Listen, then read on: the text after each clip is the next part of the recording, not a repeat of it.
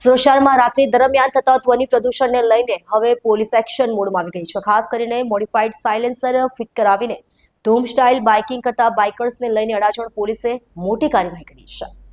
સુરતના અડાજણ, પાલ અને વેસુ જેવા પોશ વિસ્તારોમાં છેલ્લા કેટલાક સમયથી રાત્રે 12 વાગ્યા બાદ મોડિફાઈડ સાયલેન્સરવાળી બાઇકોનો ત્રાસ વધી ગયો હતો। યુવાનો બાઇકમાં ભારે અવાજવાળા સાયલેન્સર ફિટ કરાવીને જોરથી એક્સિલેટર મારીને રહીશોની ઊંઘ હરામ કરી રહ્યા હતા।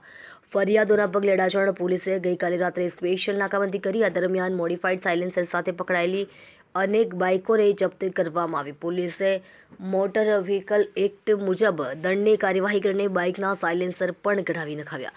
રોડ પર સ્ટન્ટિંગ અને અવાજ પ્રદૂષણ બિલકુલ સહન કરવામાં આવશે નહીં। જે પણ આ રીતે કાયદો હાથમાં લેશે તેની સામે કડક કાર્યવાહી કરવામાં આવશે।